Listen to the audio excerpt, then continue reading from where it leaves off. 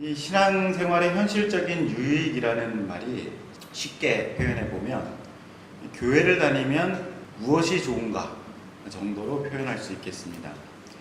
여기 계신 분들은 교회 다니지 않는 친구들이나 가족들한테 교회 다니면 뭐가 그렇게 좋냐? 라고 이렇게 질문을 받아보신 적이 있을 겁니다. 저는 초등학교에서 가르치면서 이제 학생들한테 자주 설명을 합니다. 교회에 오면 공짜로 점심을 준다. 지난주엔 짜장면이랑 탕수육도 먹었다. 선물도 줘. 교회 안 다니는 학생들도 부활절이랑 크리스마스에는 꼭 선물 받으러 교회를 와라. 그냥 그거는 와서 그냥 받아가는 거야. 최소한 1년에 2번은 대박을 받을 수 있어요. 이렇게 설명을 합니다. 요즘 학생들한테는 닌텐도 스위치 정도 주지 않으면 감동은 없겠지만 어쨌든 공짜 선물은 누구나 다 좋아하거든요. 신앙생활을 오래 하신 분들께서는 나름대로 이제 대답을 가지고 계실 거예요. 교회 다닌 후에 마음의 평안을 얻었다. 불안과 두려움이 줄어들었다. 어깨 위에 돌아가신 할머니가 앉아있는 것처럼 인생이 힘들었는데 지금은 아주 어깨가 개운해졌다. 그런 분들이 있고요. 건강이 회복됐다. 사업이 잘 됐다. 자녀들이 올바르게 잘 자랐다. 이렇게 말씀하시는 분들도 있고요. 10,000명에 1명꼴로 부부끼리 싸우지 않고 금술이 좋아졌다라는 분들도 있는데요. 이거는 뭐 바다가 갈라지는 기적보다도 보기 드문 기적 중에 기적이거든요. 없는 건 아니에요. 아주 가끔 있긴 있습니다.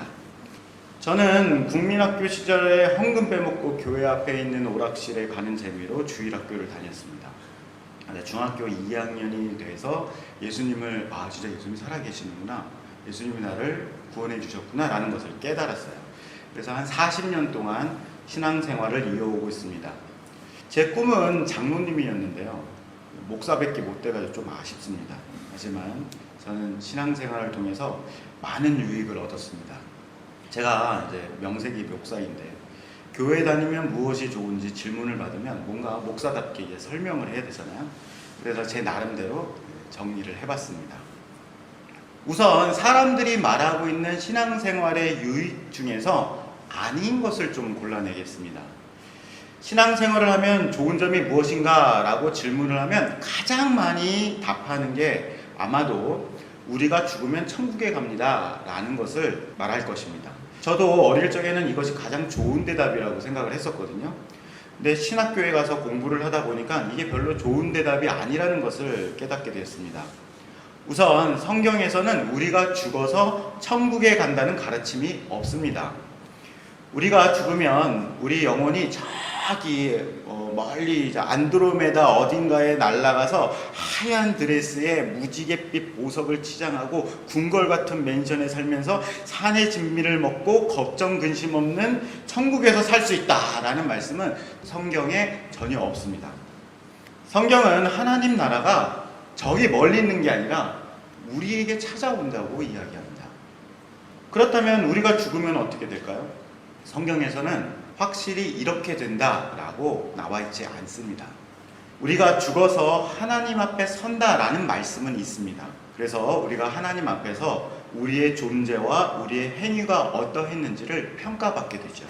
제가 바라기로는 우리가 죽은 후에 하나님께서 주시는 영원한 안식을 누리면서 저희 가족들과 그리고 하나교회 성도들과 다시 만나서 함께 영원히 살 수 있기를 기대합니다. 그것이 지상낙원의 모습이 될 수도 있겠죠. 그렇지만 이것은 우리의 바람이지 성경에서 말하고 있는 신앙생활이 우리에게 주는 유익이다 라고는 말하기는 조금 힘듭니다. 성경에는 이렇게 말하고 있지 않으니까요. 또 두 번째로 신앙생활을 잘하면 걱정, 근심, 질병이 물러가고 만사형통이 되고 좋은 일만 생긴다라고 말하는 분들도 있습니다. 제가 대학 시절에 어떤 목사가 나는 예수님을 믿은 후에 감기를 한 번도 걸리지 않았습니다. 여러분들도 예수님을 잘 믿고 말씀대로 살기만 하면 모든 병에서 자유로울 수 있습니다 라고 적어놓은 책을 읽은 적이 있는데요.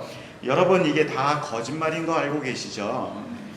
의외로 이렇게 가르치는 사람이 꽤 많습니다. 저는 신앙생활을 하면 우리 삶에 나쁜 일이 줄어들고 건강도 회복되고 몸과 마음이 건강해진다라는 것을 믿습니다. 우리 인생에 복이 늘어날 겁니다. 그러나 인생에서 불행이 싹 사라지는 것은 아닙니다. 신앙생활을 하면 삶의 어려움을 이겨낼 수 있는 지혜가 생겨나고 올바른 길을 가게 되면서 악을 멀리하기 때문에 자연스럽게 우리에게 복이 늘어나게 되는 거죠.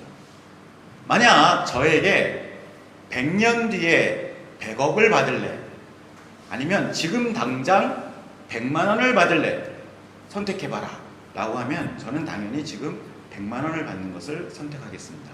100년 뒤에 제가 살아있을지 없을지도 모르고 100년 뒤에 100억이 진짜 줄지도 않을지 모르는데 당장 지금 100만 원을 받아서 저희 아내와 맛있는 것을 사 먹는 게 좋겠죠. 저는 죽어야지만 알 수 있는 먼 미래의 천국이 아니라 지금 여기서 우리가 얻을 수 있는 신앙의 유익이 훨씬 더 중요하다고 생각합니다.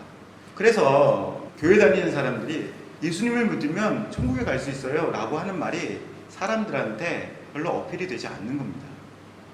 자, 우리 말씀을 다시 한번 읽어보겠습니다. 위에는 개역개정판인데요. 한번 같이 읽어보겠습니다. 시작.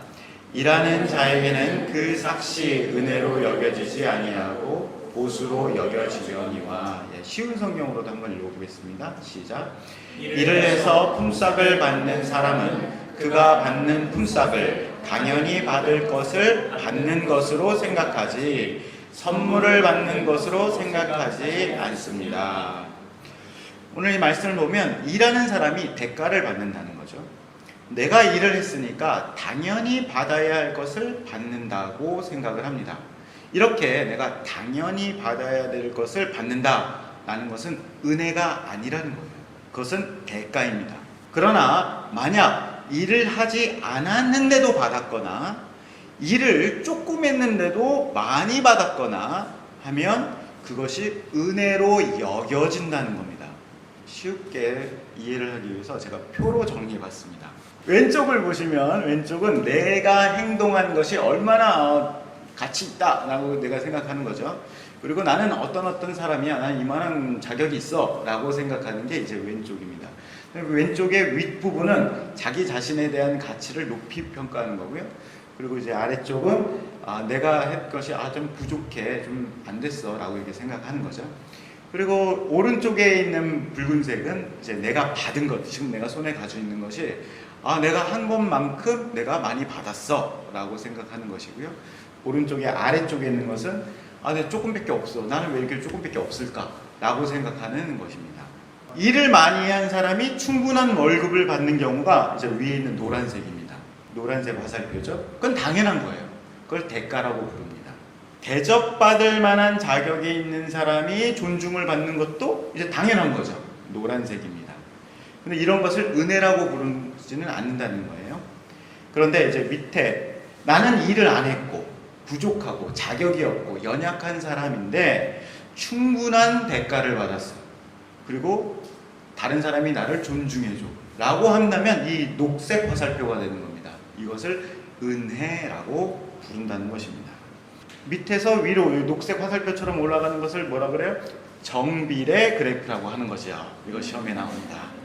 정비례 그래프가 그려지면 이것을 은혜라고 이야기한다는 거예요. 자, 근데 이 여긴다라는 말이 나오는데요. 여긴다라는 말은 계산한다, 판단한다, 평가한다, 헤아린다 라는 의미입니다. 일하는 사람이 월급을 받으면 내가 얼마만큼 일했고 몇 시간 일했고 얼마나 일을 잘했으니까 돈을 이만큼 받아야 되는데 그만큼 돈을 받았나 라고 이렇게 계산을 한다는 거죠. 그것을 여긴다 라고 하는 것입니다. 고등학생이 아르바이트를 했습니다. 내가 고등학생인데 8시간 일해서 8만 원을 받았어. 2022년 최저시급은 9,160원인데 내가 8시간에 8만 원을 받았으니까 최저임금보다는 많이 받았네. 점심도 먹었지. 그리고 쉬는 시간도 있고 일도 쉬워. 의자에 앉아서 인사만 하면 돼. 그런데 이 정도나 받았으니까 이거는 완전 개꿀이죠. 야, 한 달 계산해 보니까 200만 원이야. 우리 사장님 만세. 이렇게 생각을 하겠죠. 아무 자격증도 없어요. 기술도 없는 고등학생이 월급을 이렇게 받기는 쉽지가 않습니다. 하지만 박사학위를 가지고 있고 외과 의사인데 하루 종일 수술하고 진료하면서 8만 원 받았다고 하면 기분이 안 좋겠죠. 그러면 이제 검정색 화살표로 내려가는 겁니다. 이건 불법이야. 난 착취를 당하고 있어. 라고 생각을 하게 될 겁니다. 사람이 일한 가치와 그리고 내가 받은 것의 가치를 계산하고 평가해서 아, 내가 한 것보다 더 많이 받았구나 라고 생각하면 은혜가 되는 것입니다. 은혜는 이렇게 계산하고 따져야지만 알 수 있는 거예요. 따지지 않으면 알 수가 없습니다. 은혜라는 것이 아, 내가 더 많이 받았다는 것을 아, 이게 진짜 은혜구나 라고 여기기 위해서는 내가 한 일과 내가 받은 것의 가치를 판단할 수 있어야 되는 겁니다. 다른 예를 들어서 설명을 해보겠습니다. 자녀들이 밥상 앞에서 반찬 투정을 합니다. 나는 가만히 있어도 나에게 만족스러운 음식이 나를 위해 차려져야지 마땅하다라고 생각을 하고 있는 자녀가 있습니다. 이 학창시절에는 말이죠, 누군가 나를 위해서 밥을 차려준다는 것이 얼마나 소중한지를 잘 몰라요. 그런데 집을 떠나서 기숙사에 있어 보면 어느 누구도 나를 위해서 공짜로 식사를 차려주지 않는다는 것을 깨닫게 됩니다.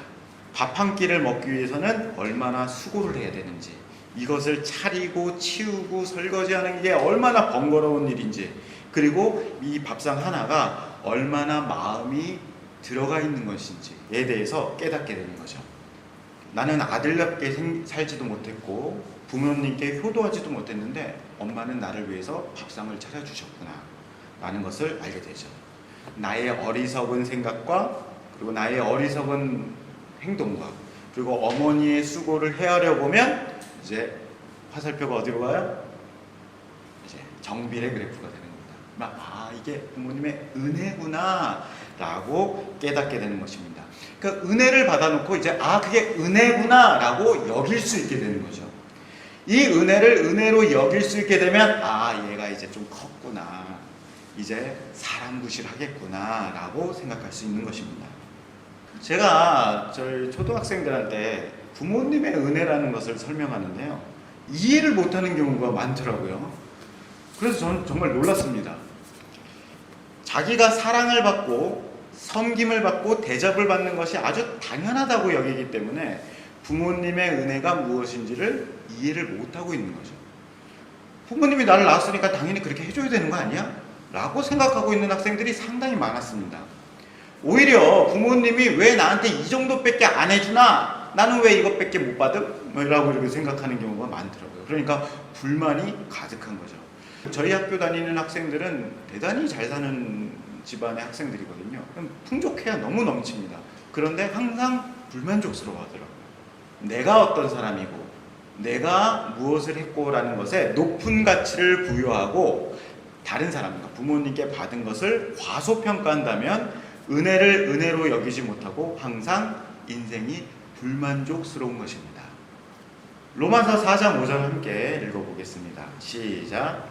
그러나 일을 하지 않는데도 품삯을 받는 사람이 있다면 그가 경건하지 않은 사람을 의롭다고 여기시는 하나님을 믿기 때문에 하나님께서 그의 믿음을 보시고 의롭다고 여기시는 것이 됩니다.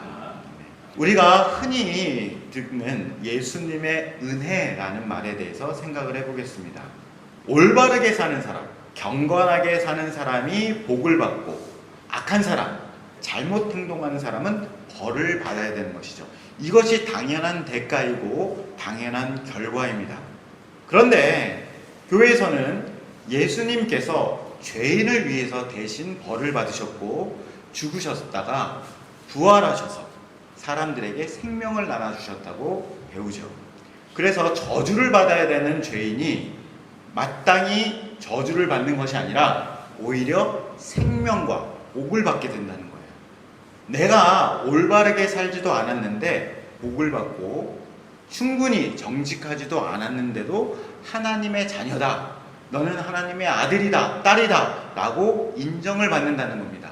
그래서 이것이 예수님의 은혜다 라고 이야기하는 것이죠. 우리가 저주를 받아야 함에도 축복을 받고 죽음 가운데 살아야 되는데도 생명을 얻었고 두려움 대신 평안을 받는 것이죠. 이 신앙생활이라는 것은 내가 예수님 때문에 은혜를 받았다. 아, 내가 은혜를 받았구나 라고 깨닫는 순간부터 시작되는 것입니다. 교회에서 가장 많이 배우는 게 뭐예요? 이거잖아요. 이거. 예수님의 은혜. 은혜를 은혜로 여길 줄 아는 사람이 하나님 나라의 복을 받기 시작하는 것입니다. 그것이 시작이에요. 이런 상태를 뭐라고 그러냐면 구원받았다라고 표현을 하는 것입니다.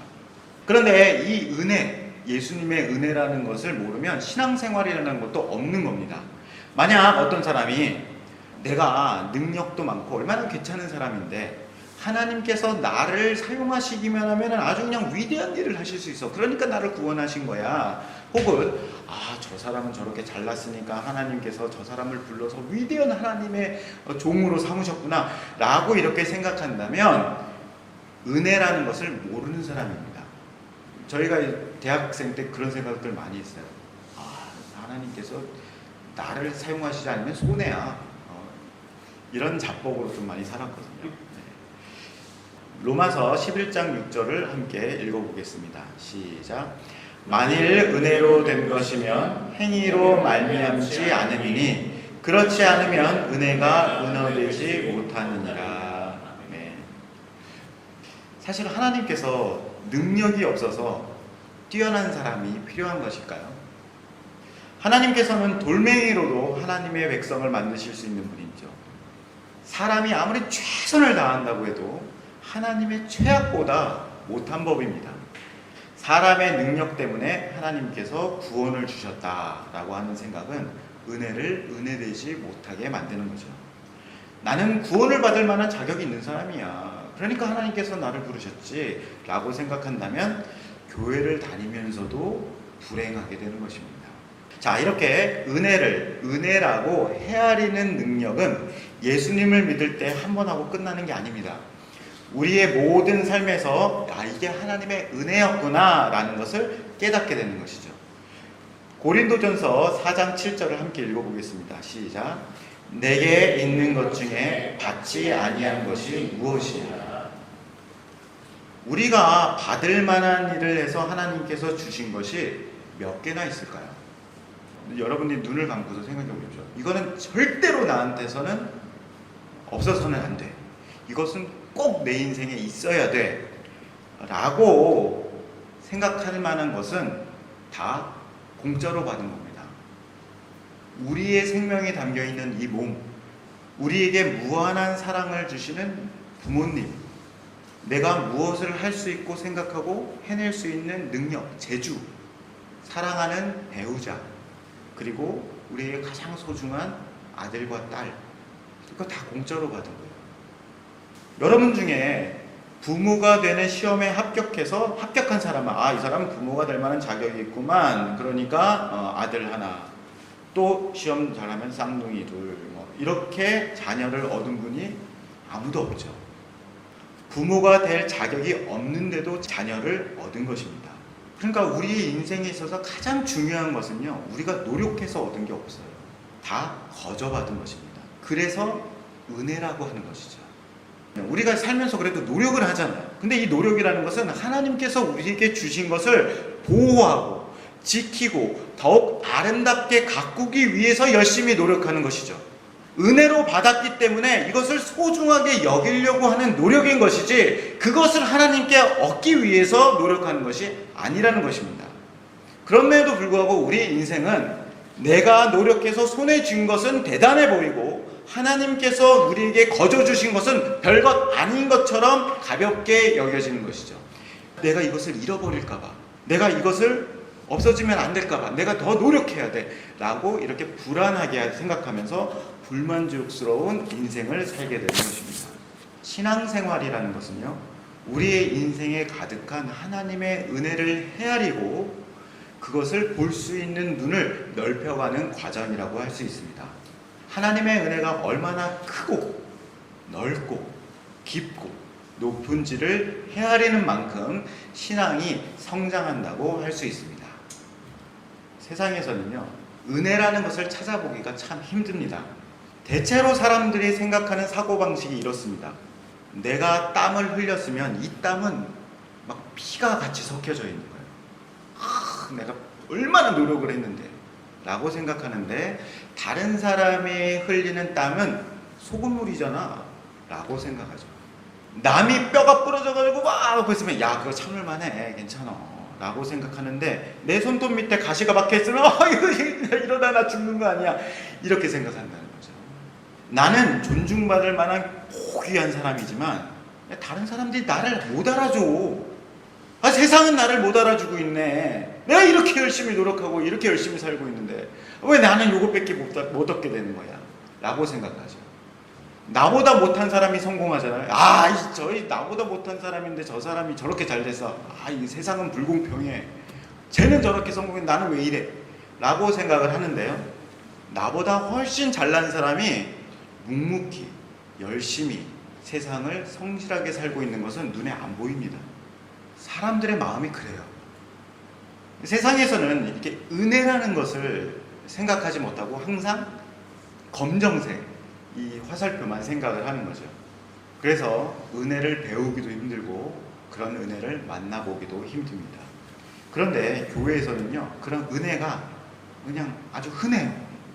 해변에 있는 모래 같습니다. 너무 흔해가지고 그냥 은혜 그러면 그래, 은혜 라고 그냥 흘려보내게 되죠. 우리가 죄인일 때에 예수님께서 우리에게 생명을 주셨다. 우리는 하나님을 떠난 사람인데 오히려 하나님께서는 우리를 찾아오셔서 우리를 품어주시는 분이다. 우리는 저주를 받아야 마땅한 사람이지만 오히려 복을 받을 수 있다. 나는 하나님께 슬픔과 부끄러운 마음, 그리고 나의 죄악된 모습을 하나님께 드리지만 하나님께서는 나에게 기쁨과 평안과 세상을 헤쳐나갈 수 있는 능력을 주신다.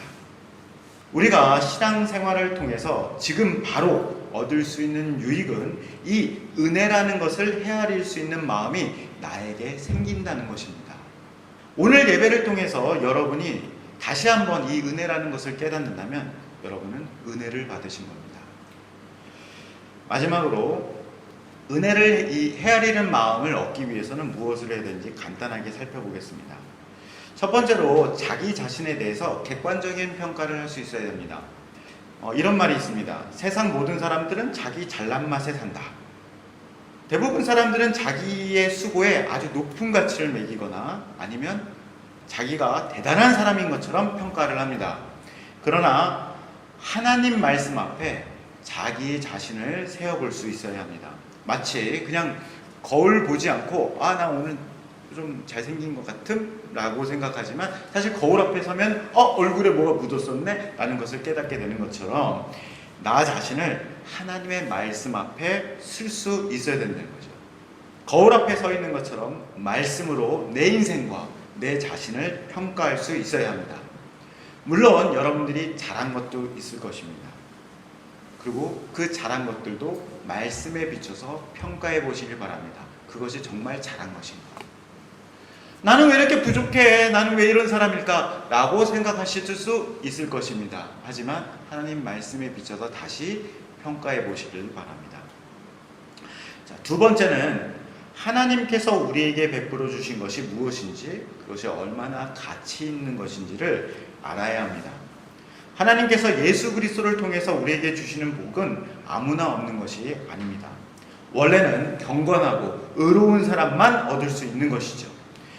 부족하고 연약한 우리가 거저 얻게 되는 것입니다. 공짜로 주어졌다고 가치가 없는 것이 아니죠.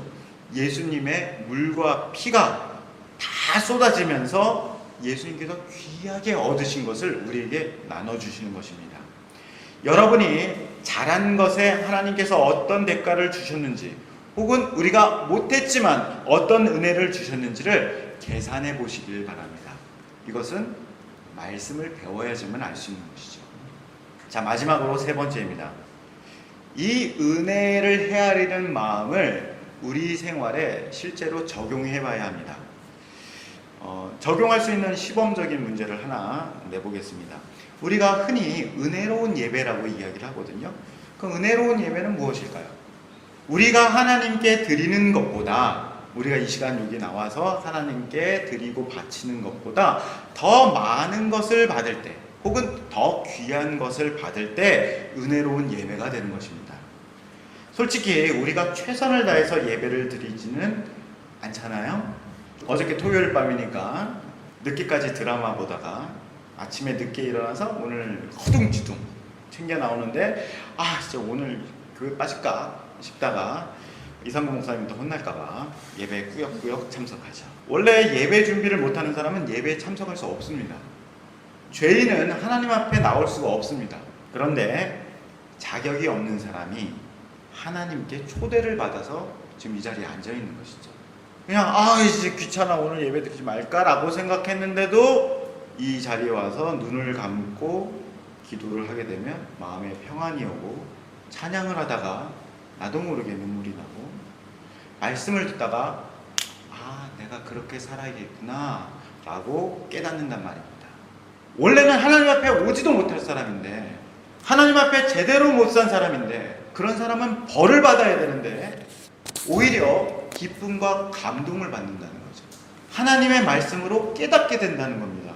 못했다고 채찍을 때리시는 게 아니라 하나님께서 말씀해 주셔서 우리에게를 인도해 주신다는 거예요. 그래서 은혜로운 예배, 은혜로운 말씀이라고 하는 겁니다. 예배가 은혜롭기 위해서는 여러분이 이 은혜가 무엇인지를 헤아려 봐야 돼요. 만약 헤아리지 않고 그냥 왔다 그냥 갔어 라고 이렇게 생각을 해보지, 판단을 해보지 않으면, 계산하지 않으면 은혜가 되지 못하는 겁니다.